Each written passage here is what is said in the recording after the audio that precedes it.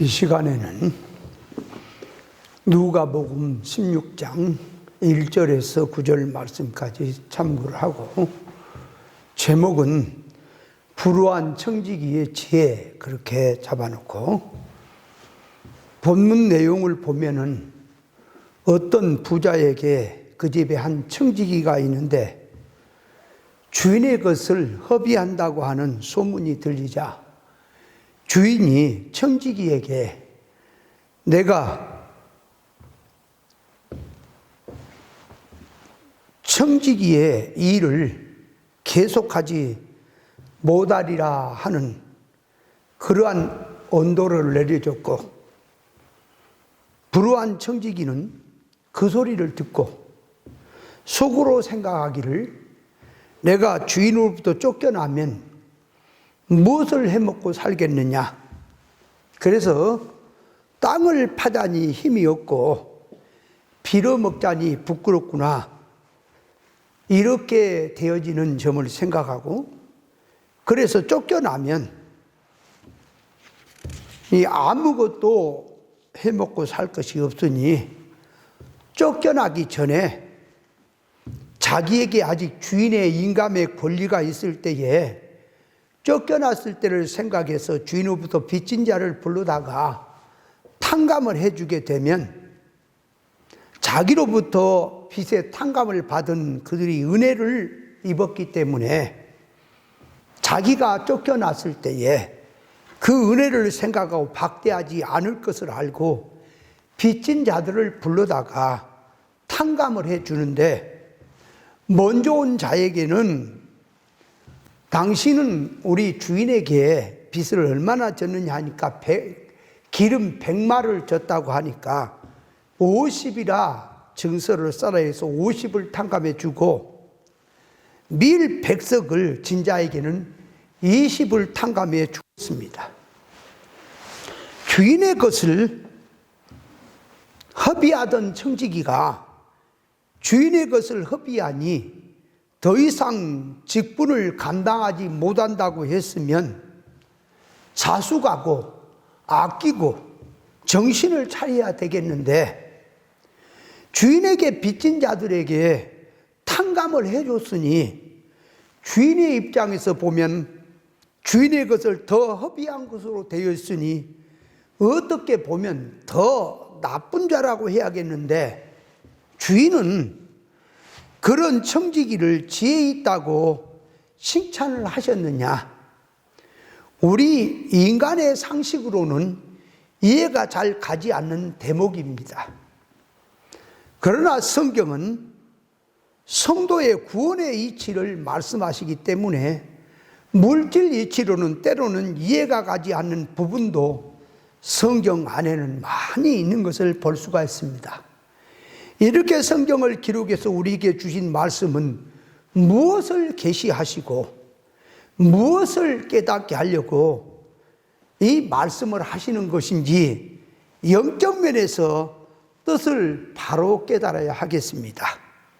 자, 그래서 본문에서 말씀하는 이 비유는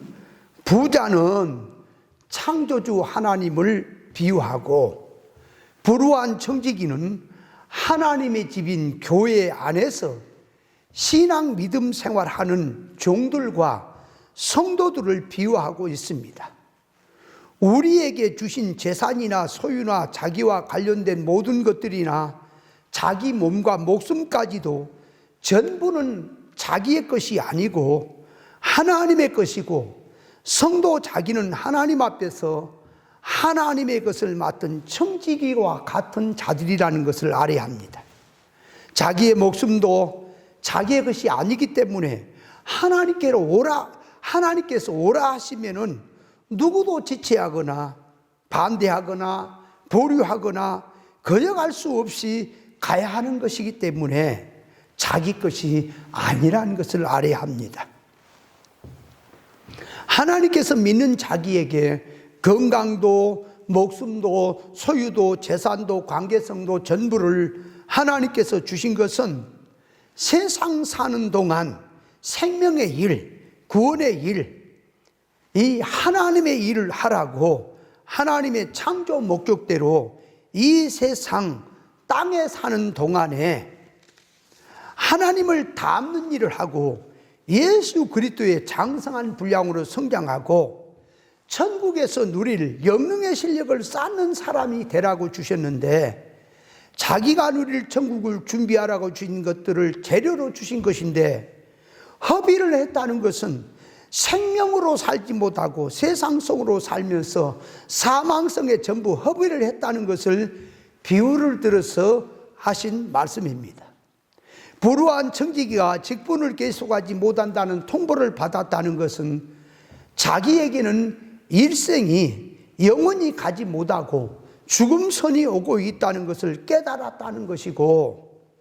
자기의 직분을 빼앗기면 쫓겨남은 땅을 파자니 힘이 없고 빌어먹자니 부끄럽다고 하는 것은, 나이가 들고 땅을 파서 농사 짓는 일을 해보지 못했으니 그러면은 힘이 없어서 못하겠고, 빌어먹자니 부끄럽다고 하는 것은 자기에 대한 좋지 않은 소문이 어디든지 전부 퍼졌으니 빌어먹는 일도 부끄러워서 못하겠다고 하는 것을 말씀하는 것이지만,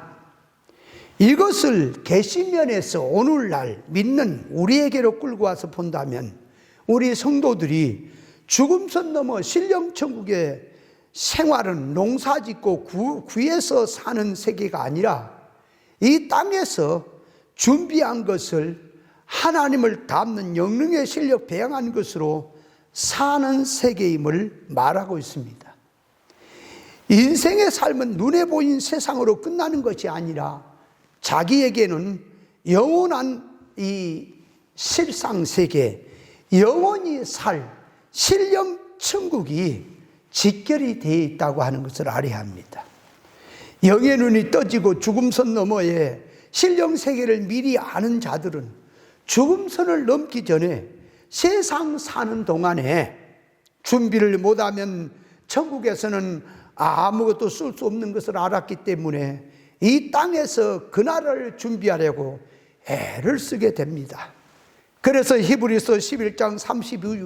35절 이하를 보면 믿음의 사람들은 더 좋은 부활 영광을 바라보고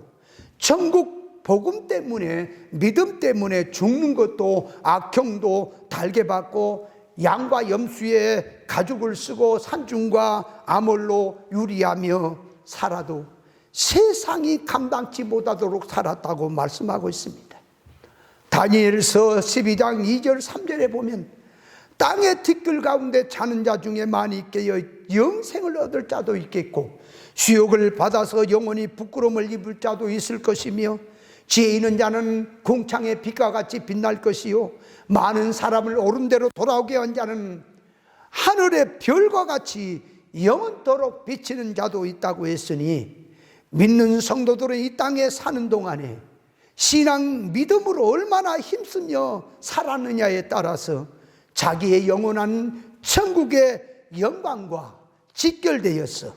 그 결과가 판가름 낸다는 사실을 알아야 할 것입니다. 신앙 믿음이란 미래적으로 다가올 천국을, 미래를 바라보고 이 땅에서 천국을 준비한다는 것인데, 천국을 준비한다는 것은 자기의 인격 속에 하나님의 성품으로 무장되고 하나님의 성품화로 만들어지는 것이고,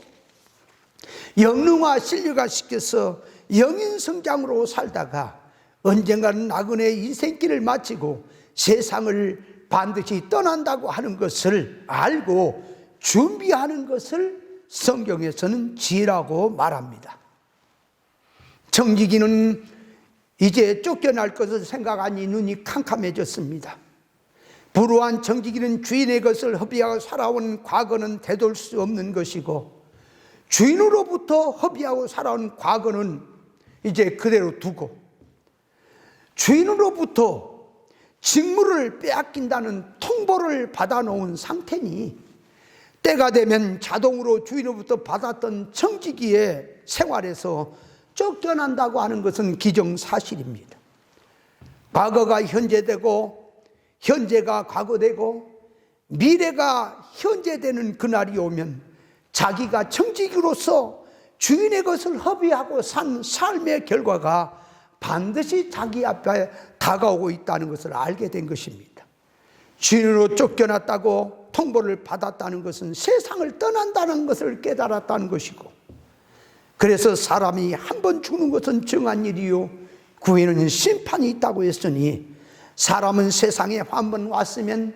세상 나그네 생활을 마치고 세상을 떠나서 죽음선 넘어 영원한 신령천국으로 돌아갈 자기란 것을 깨닫는 자는 죽음선 넘어 신령천국이 자기 앞에 오기 전에 그의 나라를 생각하고 준비를 하게 됩니다. 불우한 청지기는 주인으로부터 쫓겨남은 땅을 파자니 힘이 없고 빌어먹자니 부끄러운 줄 알고, 아직까지 자기에게 주인의 고난이 있을 때에 주인으로부터 빚진 자를 하나하나 불러다가 탕감을 해주는 것은 자기가 주인으로부터 쫓겨날 때를 위해서 예비한 것입니다. 불우한 청지기가 협의했기 때문에 주인으로부터 청지기 직무를 계속하지 못한다는 것을 알았다면 허비하던 것을 회개하면서 더 아끼고 조심을 해야 되겠는데, 주인의 것을 가지고 탕감을 해 주었으니 주인의 입장에서 보면 더 허비한 것이고 더 나쁜 일을 한 것인데, 왜 주인은 불우한 청지기를 지혜롭다고 칭찬을 했느냐 하는 것입니다. 불우한 청지기는 앞으로 쫓겨나면 아무것도 할 수 없다는 것을 알고 쫓겨나기 전에 미리 쫓겨난 후를 준비로 들어간 것이니, 금연을 놓고 주인이 불우한 청지기를 지혜롭다고 칭찬을 한 것입니다.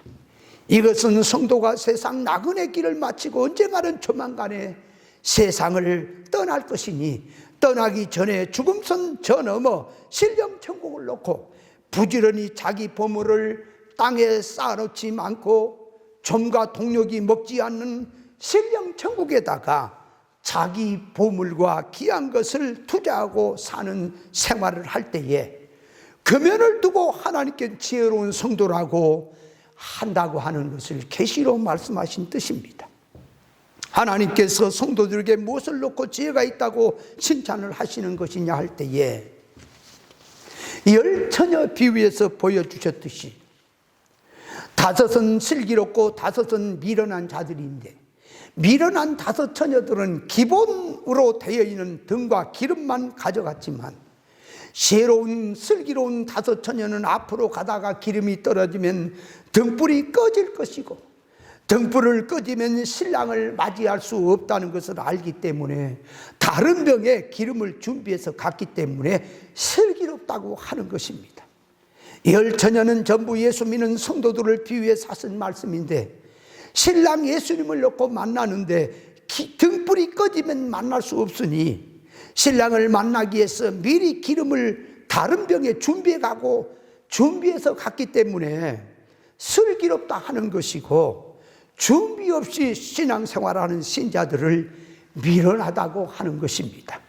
성경에서 죄를 지었다는 것은 빚을 졌다는 것으로 비유하고 있는데, 주인에게 빚진 자들이란 곧 하나님 앞에 죄 지은 인생들을 상징해서 말씀하고 있습니다. 불우한 청지기가 주인에게 빚진 자들을 탕감해 주는 것은 하나님으로부터 하늘의 권세와 능력을 먼저 받은 종들이나 성도들이 깨달음 받은 말씀으로 하나님 앞에 죄로 들어가 있는 자들을 깨우쳐서 하나님 앞에서 죄를 회개하는 역할을 한다는 것을 보여주고 있습니다. 그래서 선지자나 사도들이나 종들은 하나님의 말씀을 받아서 대신 전할 때에 사람이 한 것이나 그 안에는 하나님의 것으로 하기 때문에 하나님께서 사람을 통해서 한 것이라 하나님께서 한 것이나 같은 뜻이 되듯이, 하나님으로부터 제3의 권세를 받은 종들이나 성도들이 다른 사람의 죄를 하나님 앞에 살 수 있도록 옆에서 돕는 역할을 할 수 있습니다.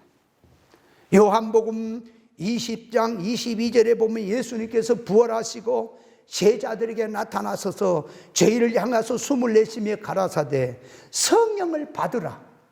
너희가 너희 죄든지 사면 사해질 것이요 너희 죄든지 그대로 두면 그대로 있으리라 할 것은, 제자들은 사람이지만 주님으로부터 성령의 충만을 받고 제3의 권세를 받았으면 죄를 살 수 있는 일을 할 수 있다고 하는 것을 말씀합니다. 죄를 산다는 것은 인간 타락한 성질을 가지고 예수 이름으로만 하면 되는 것이 아니고 하나님의 진리와 영감을 받아서 그 일을 한다는 것을 말씀하고 있습니다. 제3을 어떻게 받느냐 했을 때에 옳은 진리치를 바로 깨닫고 하나님 앞에 비틀어지고 잘못된 것을 하나님의 기준 척도를 가지고 바로 고치고 들어가서 의의 사람, 선의 사람, 하나님의 성품을 닮는 사람이 되면은 죄가 사해지는 것입니다. 그러므로 깨닫고 고쳐진 만큼 자기 죄는 하나님 앞에 삼이 된 것입니다. 범죄한 인간이 하나님 앞에서 죄를 해결하는 길은 예수 그리스도의 십자가 구속으로 말미암아 하나님의 은혜로 되는데, 십자가의 구속으로 말미암아 사죄, 칭의, 새 생명을 얻음으로 원죄가 사해지고 그 효력으로 죄와 허물로 죽었던 자리에서 구원을 얻고 하나님의 자녀가 되는 권세를 얻게 된 것이고, 자범죄라는 이성과 몸이 죄와 사망에 물들어 있는 것을 진리와 성령으로 날마다 하나님의 온전을 놓고 삐뚤어지고 타락된 것을 말씀으로 고쳐나가는 것을 이룰권 면에서 성장면을 두고 제3이라고 하는 것입니다. 이성과 몸이 세상에 물들고 타락된 것을 회개하여 이룰권 면에서 삐뚤어지고 타락된 것을 예수 그리스도의 표대를 삼고 하나님의 온전으로 고쳐지는 것이 제3인데, 죄가 사해졌다고 하는 것은 하나님의 온전의 성품을 입고 의를 입고 고쳐졌다고 하는 것을 말합니다. 죄는 어둠 같아서 빛이 오면 어둠이 사라지지, 진리에 의해서 하나님의 의사성에 맞춰 나가면 타락성은 고쳐지는 것입니다. 죄가 사해지려면 진리치를 깨달아서 영성과 육성을 구별하고 새 사람과 옛 사람을 구별하고 세상 기준과 천국 기준을 구별하고 신분주의와 인본주의를 구별하고 타락되고 잘못된 것을 알고 하나님의 진리치를 깨닫고 하나님의 의사적 뜻을 행함으로 하나님의 의를 잊고 회개가 바로 되면 죄는 사해지는 것입니다. 빚진 자를 하나하나 불러다가 빚을 청감해 줄 때에 먼저 온 자는 기름 100말 중에 절반인 50을 탕감해 주었고 밀 100석을 가진 자에게는 20을 탕감해 주었다고 했는데, 이것이 무엇을 뜻하는 것이냐? 탕감을 해주려면 전부를 해주든가 똑같이 해주든지 아니면 안 하면 안 하든지 해야 될 일인데, 어떻게 한 사람은 절반을 탕감해 주고 어떤 사람은 20만 탕감해 주느냐 하는 점이 우리는 궁금합니다. 하나님 앞에서 죄를 회개하고 고치는 것은 본인들이 해야 될 일입니다. 그러나 옆에서 해줄 수 있는 것은 깨닫게 하고 길을 제수해서 도와줄 뿐입니다. 전부를 해줄 수 없기 때문에 기름과 밀이 왜 이렇게 다르냐 했을 때에 같은 자리에서 같은 말씀을 듣고 같이 은혜를 받는다고 해도 자기의 신앙 정도에 따라서 은혜 받는 감화성과 신앙 믿음의 그 예씀이 다르기 때문에 이게 다르게 나타나는 것입니다. 그래서 사람에 따라서 은혜를 받고 고치는 면에서 각자 자기가 분량으로 한 것이라서 이 자기의 신앙 정도에 따라서 잘 달라지기 때문에 차이가 생긴 것입니다. 그러므로 기름은 50을 감해주고 밀은 20을 감해 주었다고 하는 뜻은, 기름이란 짜야 기름이 나오듯이 하나님 앞에서 회개하고 하나님 앞에서 의의 사람이 되는 것은 그만큼 하나님 앞에 기름을 짜듯이 애를 써야 된다는 것을 말하고, 밀이란 기름보다 덜 짜는 것이니, 짜는 면에서 덜 짜는 것이니 그만큼 죄를 넣고 회개하고 고치는 면에서 덜 힘을 썼다는 것이 되기 때문에 작게 탕감이 된다는 뜻입니다. 하나님 앞에서 신앙이란 깨달음의 정도에 따라서 같은 말씀을 듣고 은혜를 받는다고 해도 사건에서 힘쓰는 것만큼 달라지는 것을 말하고 있습니다. 예를 들면 느헤미야 같은 선지자는 예루살렘의 비보를 듣고 절도할 정도로 식음을 전폐하고 들어가서 기름을 짜듯이 애통하고 있는데, 같은 유대인이라도 느헤미야와 같은 가마성이 없는 자들이 부수기였다는 것을 볼 수 있고요. 선지자들의 이 눈과 영의 눈이 환하게 뜨는 성도들의 눈은 말세교회에 돌아가는 상태를 보고 애통하면서 늘 깨어서 근심하면서 신앙 믿음의 싸움을 싸우고 있는데, 육에 속한 신앙들이나 믿음 없는 자들은 그런 마음조차 없고 관심도 없는 것을 볼 수 있습니다. 깨달은 자는 같은 사건에서 하나님 앞에 고치지 못한 면을 넣고 기름을 짜듯이 들어가는데, 어떤 자들은 아무렇지도 않게 살고 있는 자들도 있고, 애통성으로 들어가되 깊이는 못 들어가고 과정으로 되어 있는 자들도 있는 것을 볼 수 있습니다. 그래서 기름은 50을 탕감을 해준 것이고 밀은 20을 탕감해 주었다고 하는 뜻이 됩니다. 그러니까 하나님 앞에 같이 말씀을 듣고 은혜를 받고 하나님 앞에 회개하고 의의 사람이 된다고 하는 점에서도 자기의 신앙하기에 따라서 얼마나 애쓰느냐, 얼마나 깨어서 힘쓰느냐에 따라서 하나님으로부터 은혜 받는 것, 탕감 받는 것이 차이가 생기기 때문에 이렇게 차이점이 있다고 하는 것을 말씀한 뜻입니다. 그래서 이 뒤에 나오는 이제 이 시대의 아들들이 자기 시대에 있어서는 빛의 아들들보다 더 지혜롭다고 하는 말씀이나, 불우한 재물로 친구를 사귀라 그러면 없어질 때에 저희가 너희를 영원한 처소로 영접한다는 말씀이나, 지극히 작은 일에 충성한 자는 큰 것에 충성하고 작은 것에 불우한 자는 큰 것에 불우하다고 하는 말씀이나, 불우한 재물을 충성치 못한 자에게 누가 참된 것으로 너에게 맡기겠느냐 하는 말씀에 대해서는 다음 기회에 말씀을 드리도록 하겠습니다.